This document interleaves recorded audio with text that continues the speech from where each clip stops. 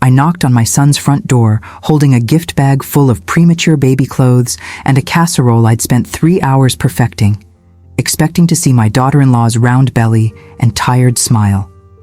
Instead, her mother opened the door with a look that can only be described as caught, half pity, half smugness.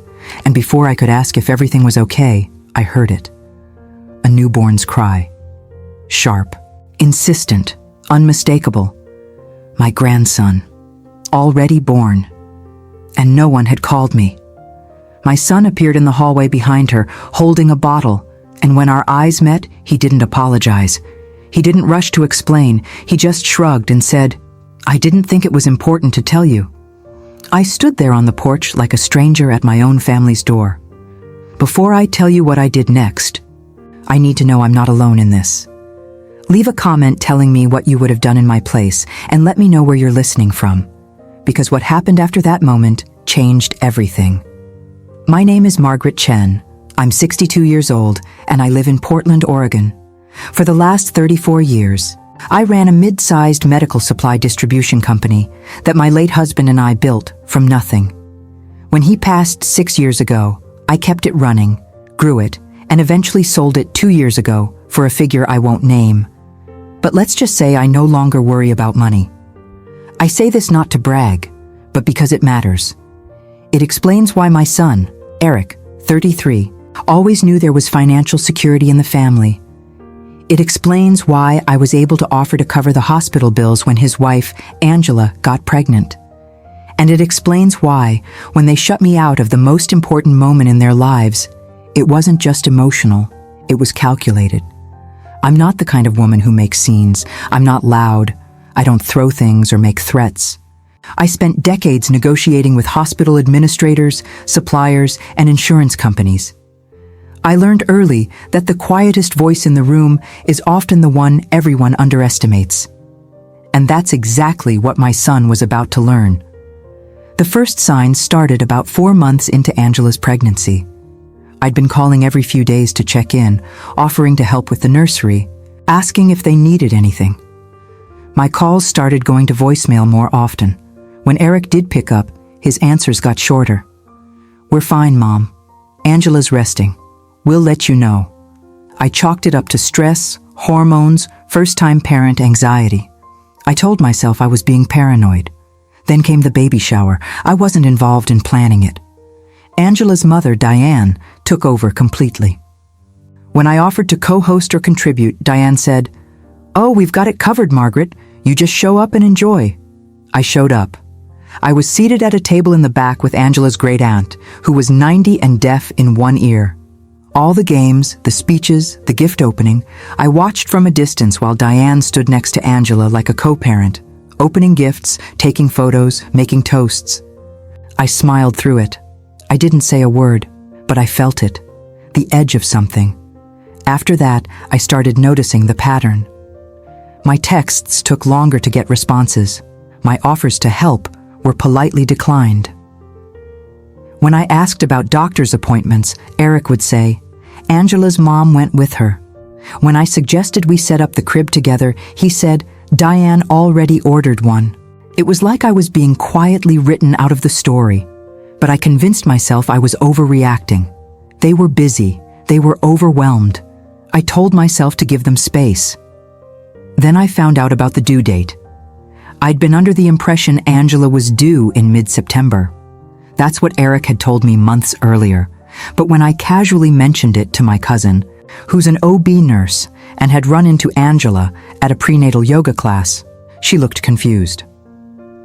"Margaret, I'm pretty sure Angela's due in late August. She told the instructor she'd have to stop coming after the 15th. Late August. It was already August 20th. I called Eric immediately. It went to voicemail. I texted.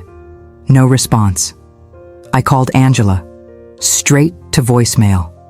I tried Diane's number, which I had from the shower. She answered, and when I asked if Angela was okay, if the baby had come, she paused just a beat too long and said, "Everything's fine, Margaret. Angela's just resting. I'll have Eric call you." He never did. That's when I knew something was deeply, intentionally wrong. I spent the next 2 days debating whether to just show up at their house. Part of me thought I was being invasive.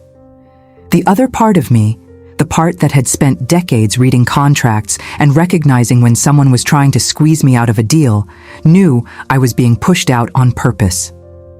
I decided to go. I told myself it was a surprise visit, a kind gesture. I made the casserole, bought the baby clothes, and drove the 30 minutes to their neighborhood in Beaverton.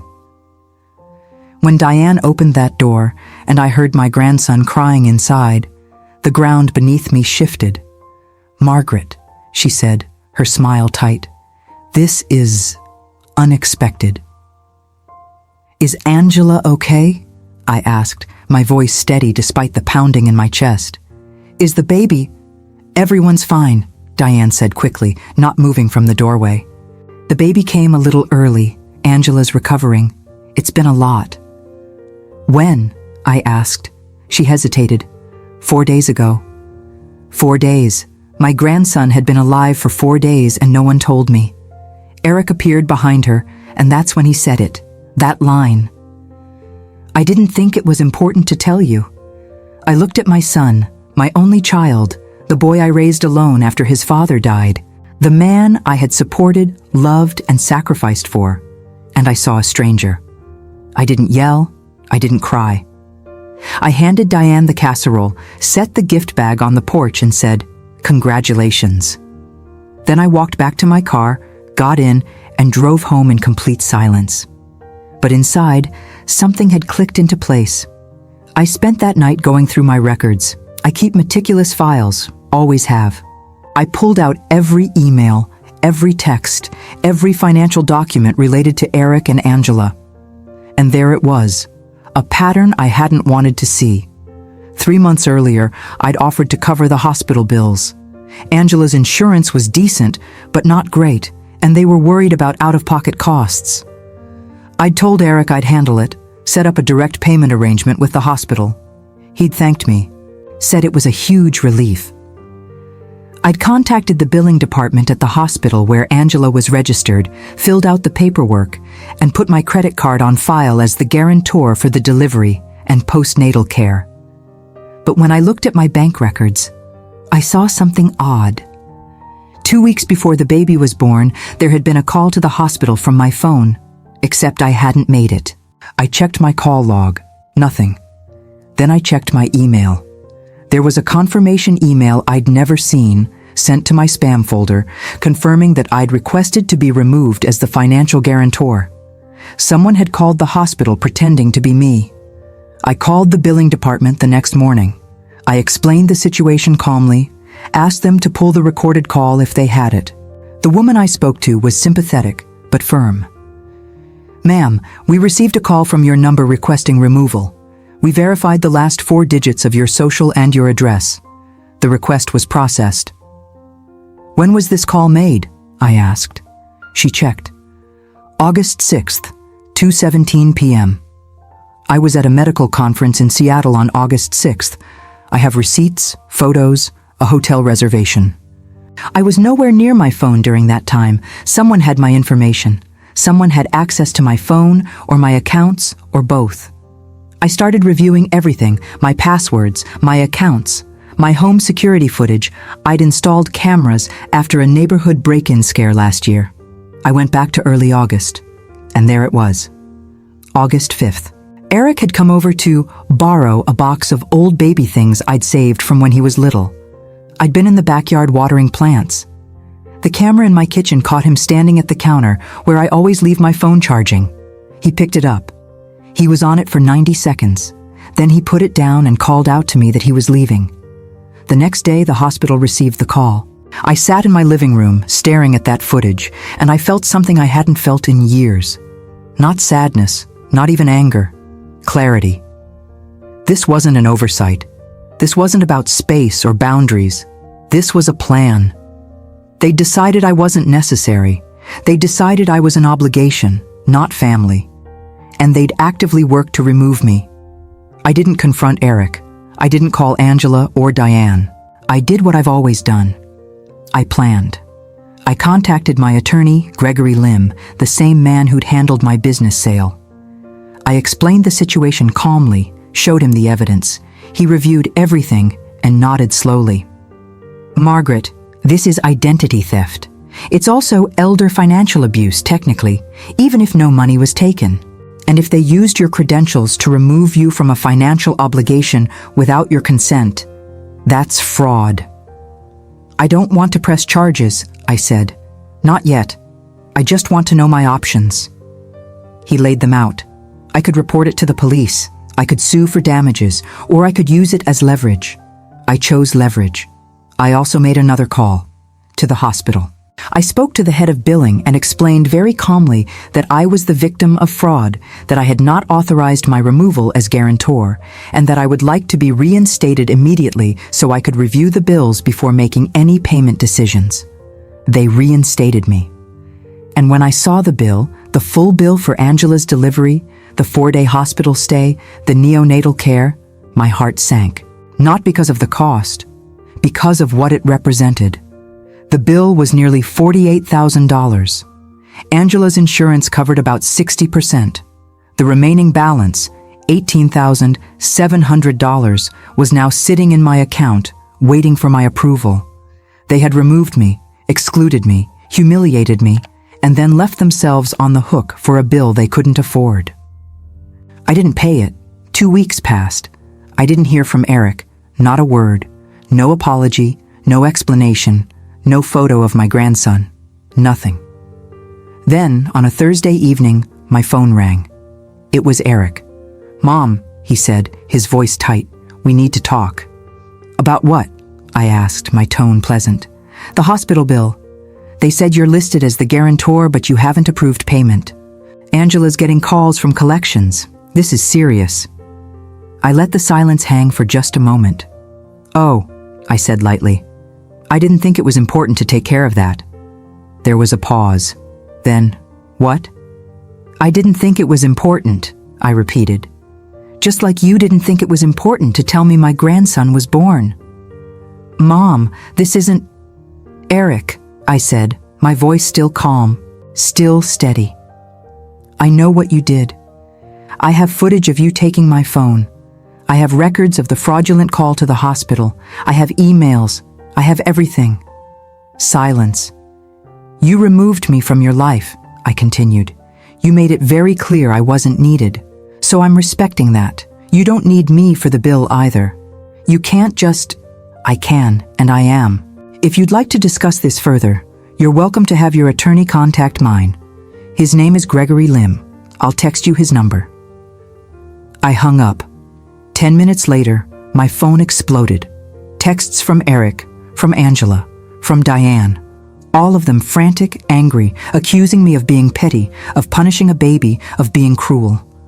I responded to none of them. Instead, I sent a single email to Gregory. "Proceed." What I hadn't told Eric was that I'd already taken additional steps. I'd contacted a family mediator and scheduled a formal session. I'd also filed a report with Adult Protective Services, not to escalate, but to create a paper trail in case this was part of a larger pattern of financial manipulation. And I'd changed every password, every account, every access point they might have had. The mediator session was scheduled for the following week. I made it clear through Gregory that attendance was mandatory if they wanted any chance of me reconsidering the hospital bill. They agreed. The session took place in a bland conference room downtown. Eric and Angela sat on one side of the table. Diane came too, uninvited, but I didn't object. I sat across from them with Gregory beside me. The mediator, a calm woman in her 50s named Dr. Patel, opened by asking each of us to share our perspective. Eric spoke first. He said I was overbearing, that I made Angela uncomfortable, that Diane was easier to deal with. He said they'd planned to tell me about the birth, but things happened fast, and they were overwhelmed. He said the phone thing was a misunderstanding, that he'd picked up my phone by accident and must have triggered something. Angela cried. She said she felt caught in the middle, that she loved me but needed her mom during the delivery, that she didn't know Eric hadn't called me. Diane said nothing, but her expression was smug. When it was my turn, I didn't raise my voice. I didn't cry. I simply laid out the facts. The timeline, the footage, the fraudulent call, the exclusion, the bill. Then I said something I'd been thinking about for days. I don't need your apologies. I don't need your excuses. What I need is for you to understand that I am not an ATM. I am not a convenience. I am not someone you get to erase when it suits you and summon when you need money. I am your mother, Eric. I am your son's grandmother, and you treated me like I was disposable. Eric's face went pale. I will pay the hospital bill, I continued, but not because you asked, because that baby didn't choose any of this, and I won't let him suffer for your mistakes. But after that, you will not see another dollar from me unless we rebuild this relationship on terms that involve honesty, respect, and inclusion. And if I ever find out you've accessed my accounts, my phone, or my information again, I will press charges. Do you understand? He nodded barely. I turned to Angela. I would like to meet my grandson. I would like to be part of his life. If you're willing to allow that, I'm willing to start over. But your mother does not make decisions for my relationship with my family. Are we clear? Angela nodded, tears streaming down her face. I'm sorry, Margaret. I didn't know. You did, I said gently. You just didn't stop it. Dr. Patel helped us draft an agreement. I would pay the hospital bill in full. Eric and Angela would attend family counseling with me.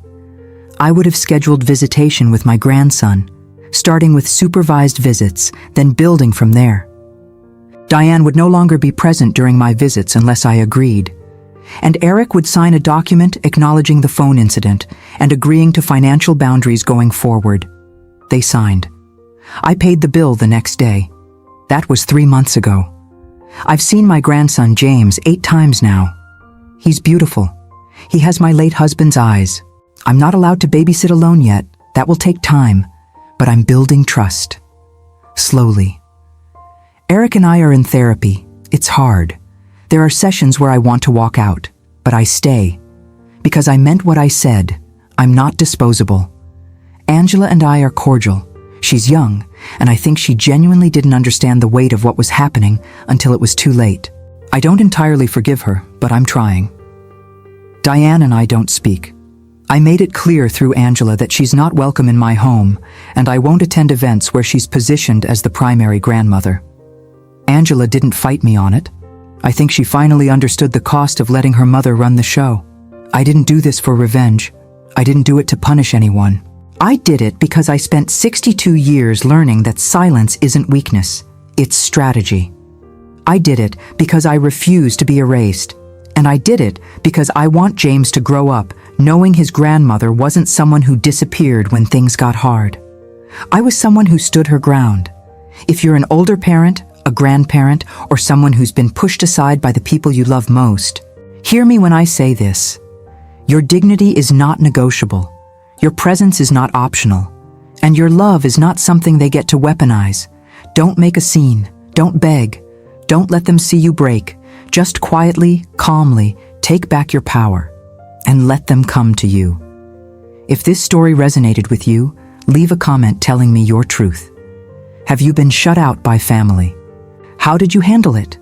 And please, share this with someone who needs to hear it, because sometimes the quietest exit makes the loudest statement. The first time I held James, really held him alone, without Angela hovering or Eric watching from the doorway, was on a Tuesday afternoon in November. He was almost 4 months old. We were in my living room, the autumn light coming through the windows in soft golden streaks, and he looked up at me with those eyes that are so much like his grandfather's that I had to steady my breath. I sang to him, the same lullaby I sang to Eric when he was a baby. James didn't understand the words, but he quieted in my arms, his tiny fist curling around my finger, and I felt something I hadn't felt since that day on the porch, hope. But getting to that moment wasn't easy. And I need you to know that, because so many people think that standing your ground means everything falls neatly into place afterward. It doesn't. The truth is messier, harder, and requires more patience than I ever thought I had. After the mediation session, after I paid the hospital bill and we all signed that agreement, I thought maybe we'd turned a corner. I thought maybe Eric finally understood the gravity of what he'd done. But understanding something intellectually and changing your behavior are two very different things. The first family counseling session was brutal. Eric spent 40 minutes defending himself, explaining how stressed he'd been, how Angela's pregnancy had been complicated, how Diane had just stepped in naturally, and he didn't want to create conflict. The therapist, Dr. Susan Howell, a woman in her late 50s with steel gray hair and an unflinching gaze, let him talk. Then she asked him a single question that stopped him cold. "Eric, at any point during those 4 days after your son was born, did you think about your mother?" He hesitated. "I mean, yes, but did you think about how she would feel when she found out?" Longer pause. "I guess I thought she'd understand we were busy." "Did you think about calling her?" Silence. "Did you think about sending a text, a photo, anything?" He looked down. "I thought Angela's mom had it handled." Dr. Howell leaned forward. "Handled what, Eric? The relationship between your mother and your son? Do you think that's something that can be outsourced?" That session ended with Eric in tears and me staring out the window, numb. Angela reached for his hand. I didn't reach for anything. But we kept going, week after week. Some sessions were productive. Others felt like we were walking in circles. There were moments when I wanted to stand up and say, "This is pointless. You don't respect me, and you never will." But I stayed. Not for Eric, for James, because I knew that if I walked away now, I'd never get back in. The supervised visits were the hardest part. Angela insisted on being present for the first 2 months, and I understood why. I was still a stranger to James, and she was protecting her son. But it stung every time I had to ask permission to hold him, every time I had to check in before picking him up or changing his diaper. I'd raised a child. I'd run a company. I'd negotiated million-dollar contracts. And now I needed approval to hold my own grandson. But I played by the rules. I showed up on time. I didn't overstep. I didn't criticize Angela's parenting or try to take over. I brought gifts, but didn't overwhelm them. I asked questions, but didn't pry. I was the version of myself I needed to be to earn back what should have never been taken from me in the first place. And slowly, things shifted. Angela started leaving the room during my visits, just for a few minutes at first, to use the bathroom, to take a phone call, then for longer stretches. One day she went to the grocery store and left me alone with James for an hour. When she came back, she found us on the floor, him on his playmat and me lying beside him, making faces while he giggled. She smiled, a real smile. And she said, "He really loves you, Margaret." I wanted to say, "Of course he does. I'm his grandmother." But I didn't. I just smiled back and said, "He's easy to love." Eric took longer. He was still defensive, still guarded. In therapy, Dr. Howell finally asked him point blank, "What are you afraid of, Eric? What do you think will happen if you let your mother fully back into your life?" He didn't answer right away. Then quietly, he said, "I'm afraid she'll take over. I'm afraid Angela will feel like she's not enough. I'm afraid I'll disappoint her again." Dr. Howell looked at me.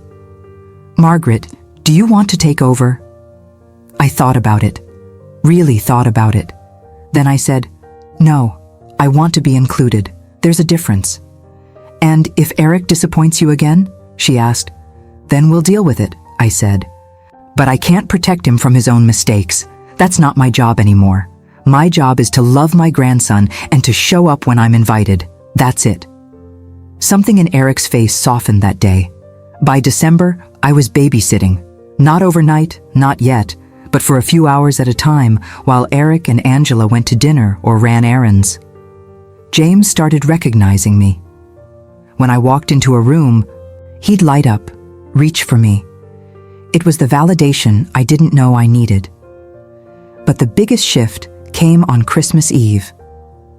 Angela called me 2 days before and asked hesitantly if I wanted to host Christmas dinner.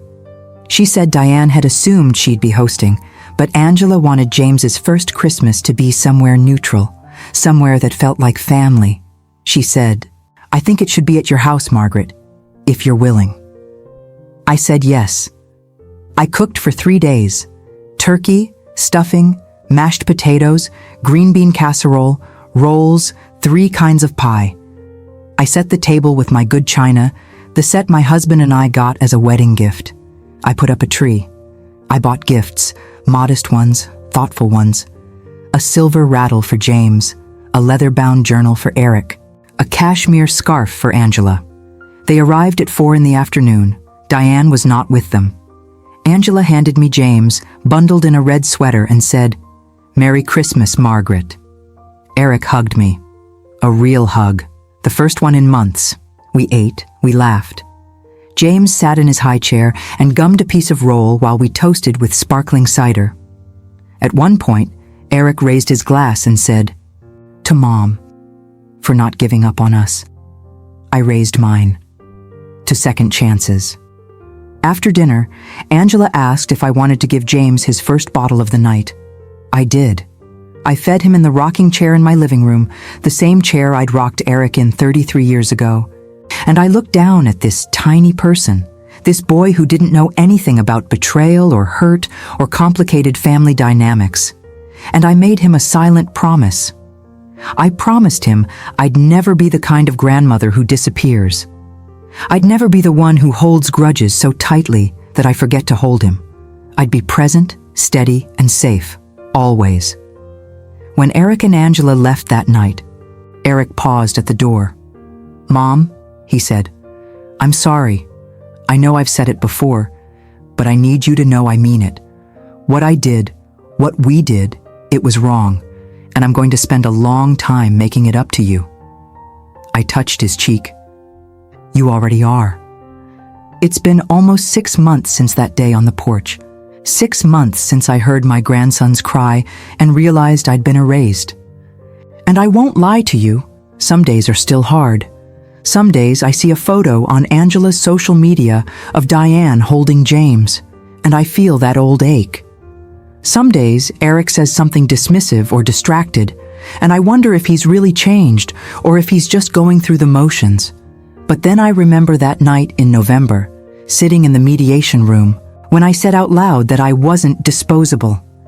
And I remember that I meant it. I still mean it. I've learned that standing your ground doesn't mean everything gets fixed. It means you stop letting people treat you like you don't matter. It means you create boundaries and you enforce them, even when it's uncomfortable. It means you let go of the fantasy that people will suddenly see your worth and apologize perfectly and make everything right. Sometimes they do, sometimes they don't, but you stay whole either way. James is 7 months old now. He says mama and dada and something that sounds suspiciously like gamma, though Angela says it's too early for that. I don't care. I'll take it.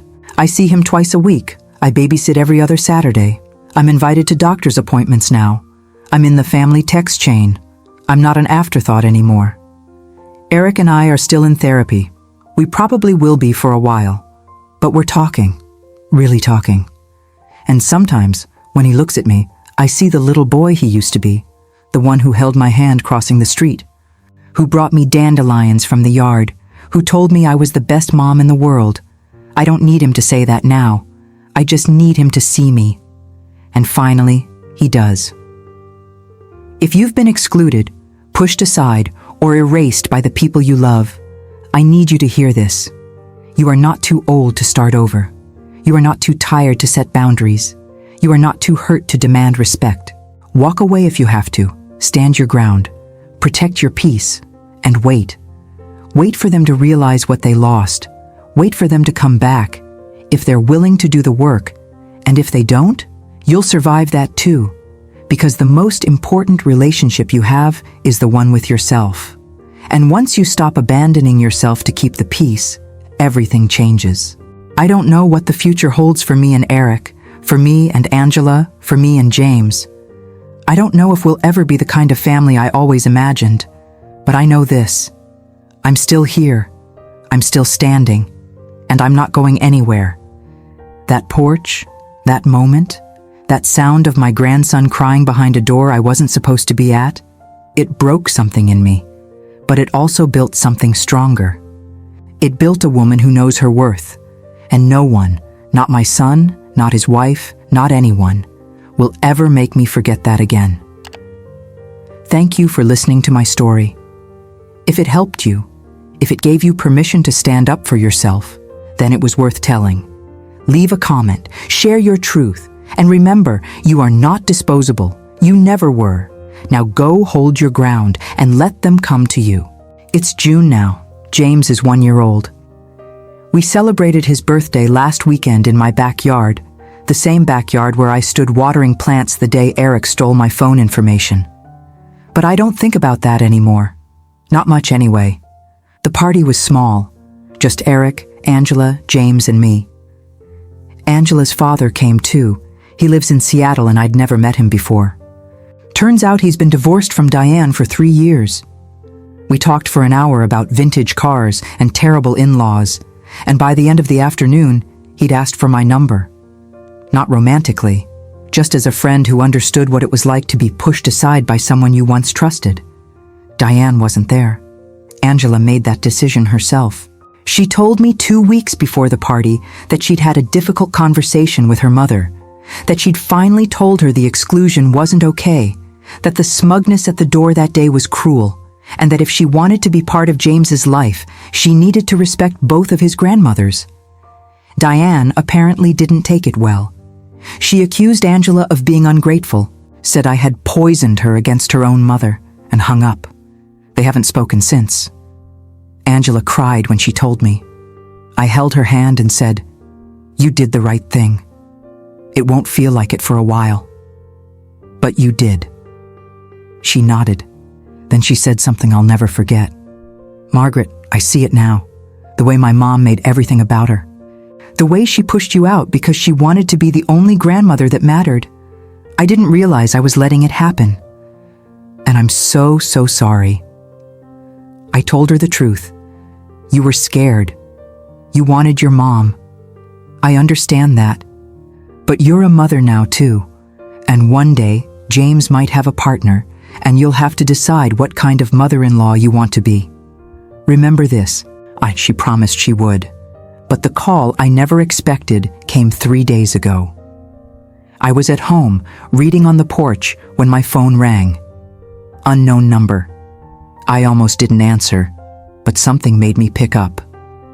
"Margaret?" It was Diane. I didn't hang up. I didn't say anything cruel. I just waited. "I need to talk to you," she said. Her voice was smaller than I remembered. Tired. "I'm listening." There was a long pause. Then, "Angela won't return my calls. Eric won't either. I haven't seen James in 2 months, and I know it's my fault." I still didn't speak. "I was jealous," she admitted. "You had money. You had this whole life. Angela talked about you all the time when she and Eric first started dating. How successful you were, how kind, how generous. And when she got pregnant, I wanted to be the one she needed. I wanted to matter." "You did matter, Diane," I said quietly. "You were her mother. That was enough. You didn't have to erase me to be important." She started crying. I know that now. But I didn't then. And I pushed it too far. I thought if I made it easier for them to forget about you, they'd need me more. But now they don't need me at all. I could have said something cruel. I could have told her she'd earned this. But I didn't. Because I remembered what it felt like to be on the other side of that silence. "What do you want from me, Diane?" "I don't know," she said honestly. "Maybe nothing. Maybe I just needed to say I'm sorry, to someone who would understand." I thought about it. Then I said, "I'm not going to fix this for you. That's between you and Angela. But I will tell you what I learned. You can't manipulate people into loving you. You can't control your way into being needed. All you can do is show up with honesty and hope they let you back in. And if they don't, you have to accept that." She was quiet for a long time. Then she said, "Thank you, Margaret." I hung up. I don't know if Angela will forgive her mother. That's not my decision to make. But I do know that the version of me from 6 months ago, The woman standing on that porch holding a casserole and hearing her grandson cry would have wanted Diane to suffer, would have wanted her to feel every ounce of the exclusion I felt. But the version of me now, I just want peace. James took his first steps last week. Eric called me immediately, FaceTimed me so I could see. I cried. Not because I was sad, because I was there.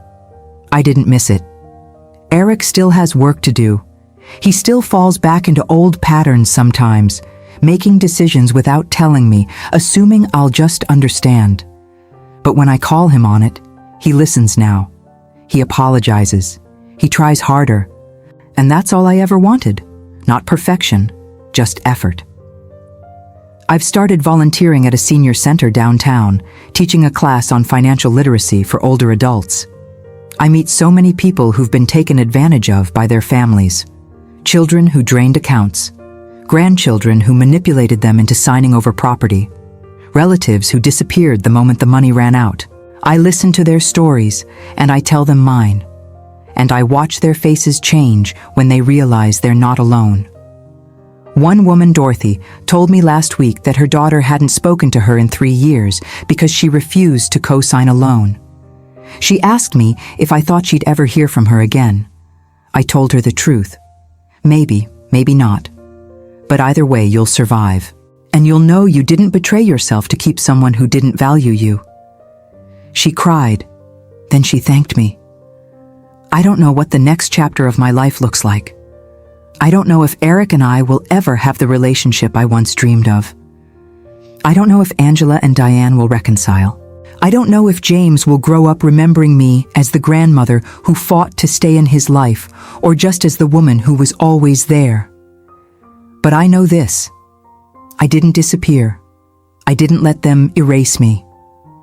And when my grandson is old enough to ask about his first year, about the complicated, messy, painful beginning of our relationship, I'll tell him the truth. I'll tell him that love isn't always easy, that family isn't always kind, but that the people worth keeping are the ones who come back, who do the work, who admit when they're wrong. And I'll tell him that his grandmother didn't just stand her ground. She built a new foundation, one strong enough to hold us all.